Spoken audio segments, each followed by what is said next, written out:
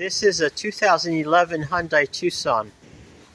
In a previous video, I showed you how a malfunction in the rear driver door lock was preventing the trunk from opening.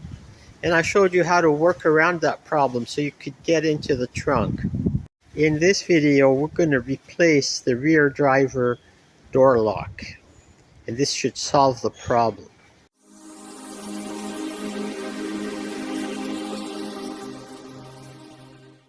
We began by removing the interior door panel. This panel is held in mainly by clips along its outline that just pop right out.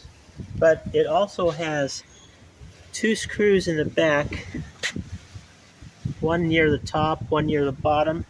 It also has one screw near the front. The door lock actuator is plugged into the wire harness. And you have to reach in kind of blind and undo the wire harness connector. It's a standard kind of connector with a tab that you squeeze and then the connector pulls right out. Like this. And this is the tab. It faces toward the outside of the car. So you just squeeze it and pull.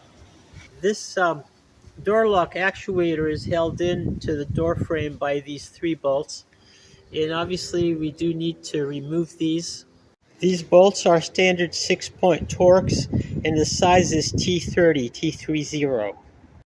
But however, there are a few other things that might stand in the way. There's this window channel that has a stud with a nut, fastening nut up here and down here, and there's this plastic armature that snaps into the window regulator assembly. So let's see how we can get these out. These 2 nuts for the window channel are 10mm hex.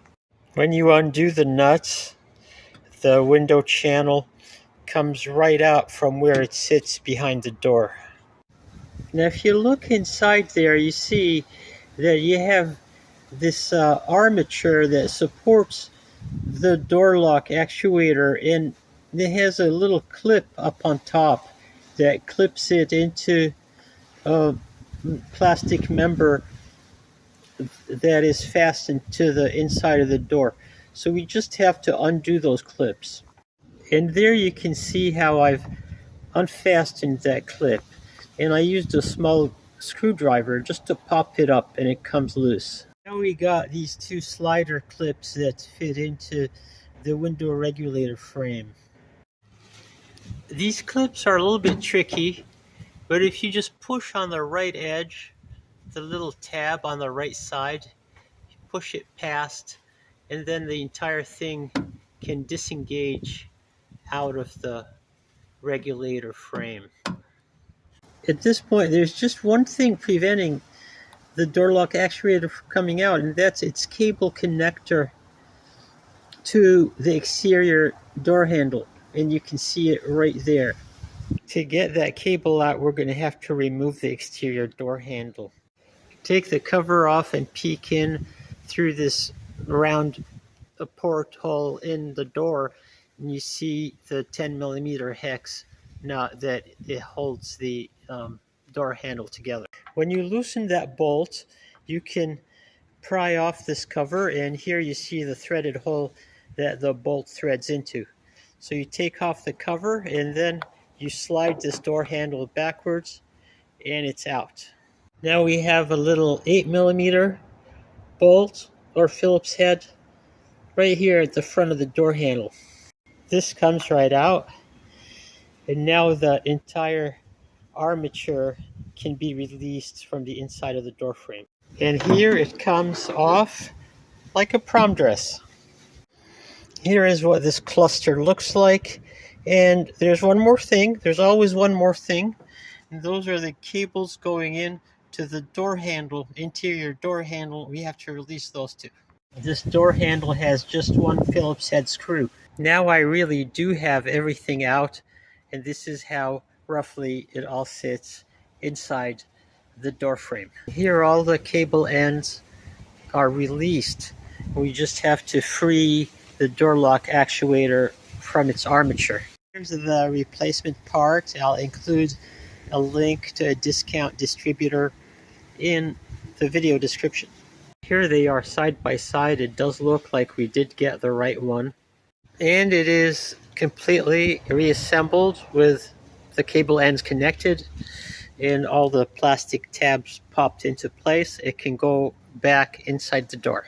Everything is back, connected back up and where it needs to be.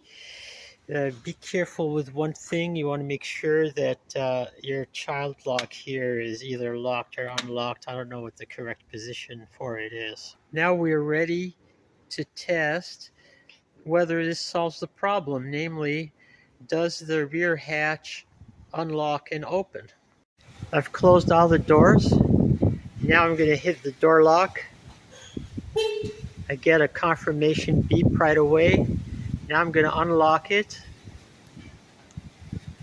And let's see if this rear hatch opens.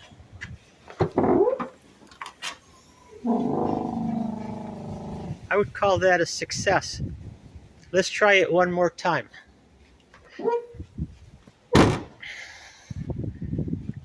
Closed it up again. Now I'm going to lock it. I get a confirmation beep. Now I'm going to unlock it.